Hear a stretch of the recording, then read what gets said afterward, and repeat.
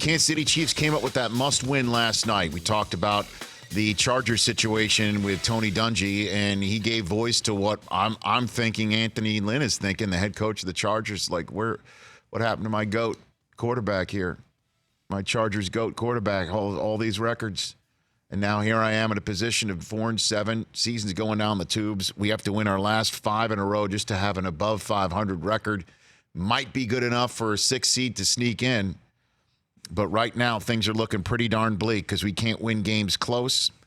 All of our losses are within 7 points or less. We could say that means we're getting close, but guess what? Nobody's ever done that before. Lost 7 of their first 11 in this manner in the history of the NFL. Quarterback's throwing tons of interceptions. And he's got to sit there and think, do I need a new one for 2020? Got to think Tom Telesco's thinking the same thing, and you got to wonder if Phillip Rivers is even thinking about making it to that building up the road. It's what he told us last year when he came on this show. Definitely want to play some games in that new building. Well, it's going to open up next year. And the question is who's going to show up for Charger games? And the question is who's going to show up for Charger games to see somebody at quarterback that they may not have ever heard of before? Will they show up to see a rookie? Do they want to see a 38-year-old Phillip Rivers? He turns 38 in 2 weeks. Tyrod Taylor, the backup. All right, that's not the answer, with all due respect to him. Maybe it is a rookie. I know you threw out in the first hour Tom Brady. Thomas Edward Brady would be definitely the guy that the Chargers would love to have. Hey, everybody, come on out. I know he's 43, but he's the GOAT. I don't see that as the answer. You want to open a new building in Los Angeles. Tom doesn't. Tom may want to live in Los Angeles. I get it. We all love it out here. He's spent time out here. There's no way Bob Kraft is going to but there's no way the narrative is going to be, I let Tom Brady go and wear powder blue for the end of his career. Like Johnny Unitas. You see Namath in those, Rams uniform. It's just weird. It's odd. Joe Montana wearing a Chiefs. Yeah. I understand. But what you're saying is I understand, but it happens, and it has happened, and there's a long history of great players. I mean, how many people remember the Emmitt Smith Cardinals years? Yeah. It does happen. Here's the way the offseason's going to go on the quarterback front. We're going to be all talking about, right now we're talking about the Bears. I'm telling you, at Matt Nagy's end-of-season press conference, after the Bears finish up, bless them, at Minnesota. Here's the last for the Bears. It ain't going to get any easier, man. Here's the last 4 for the Bears. Week after Thanksgiving, Thursday night against Dallas, but that's 2 teams that played on Thanksgiving. Everyone's going to have a full complement of rest. It's not a short week. Right.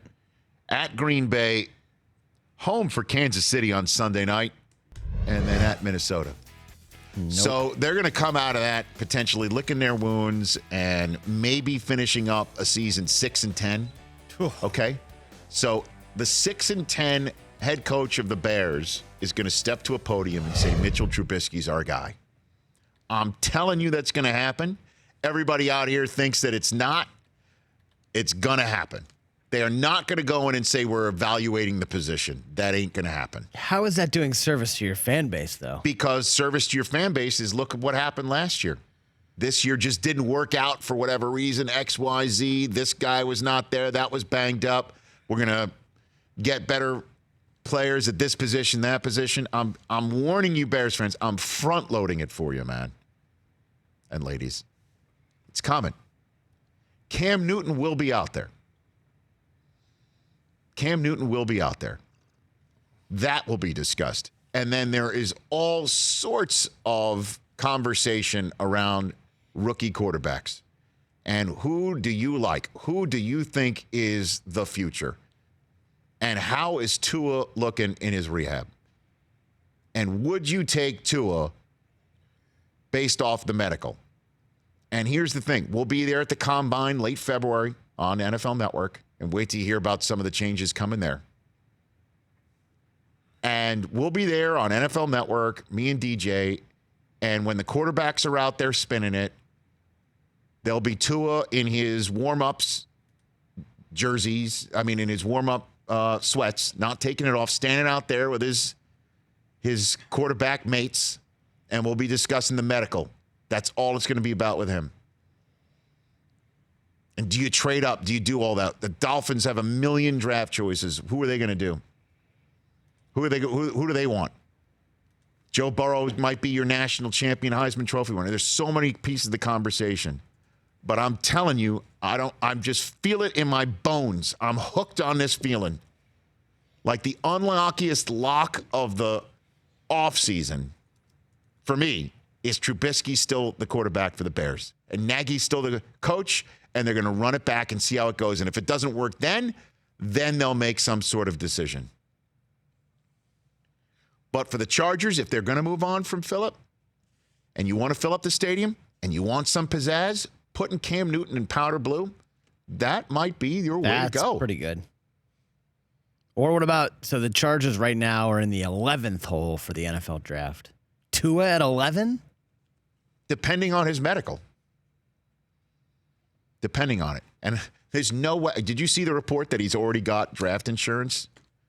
Yeah, smart move. So that means he's done at Alabama. I don't want to hear the whole business of, you know what, it would really be smart for Tua to just think about it. Go back to Alabama, build up that draft stock once again and be top 5 because he can get that big first contract that he wouldn't be getting if he just runs it out right now. That's an argument. He could be costing him, he could be costing somewhere in the neighborhood of what, 15, 20 million bucks on a first contract. Yep. Ask Lamar Jackson if he wants that extra 15 to 20 million right now.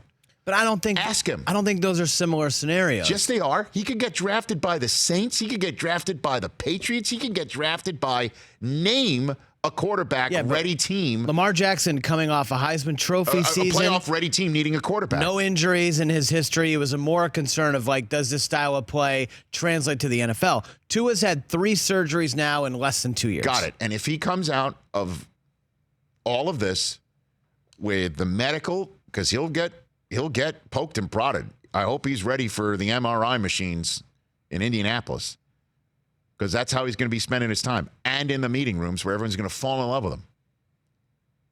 If he comes through this medical with like, hey, clean bill of health.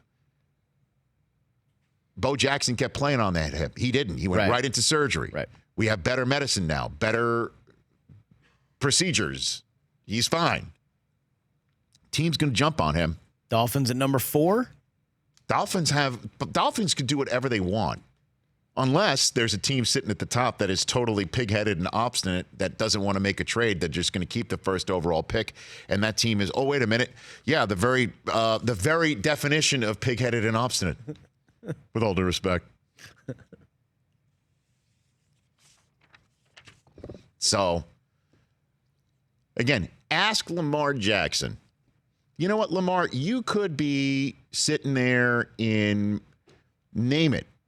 You could be sitting in any of these spots as a 4-win quarterback. You didn't play at all year 1, or you did play year 1, and your offensive line wasn't all that good, and your coordinator was not as well-versed in this scheme as, say, the one who did it for a Harbaugh and Colin Kaepernick. But you got $20 more million in the bank.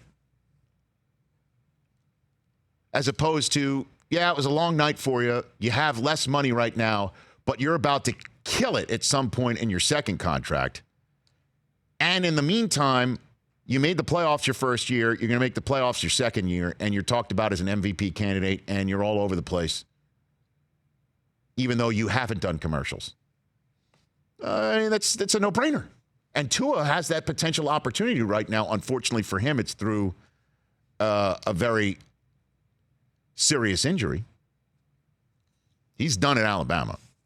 That's all I'm telling you about that. For more of The Rich Eisen Show, tune to Audience Channel 239 on DirecTV for free on BR Live or download the Rich Eisen Show app.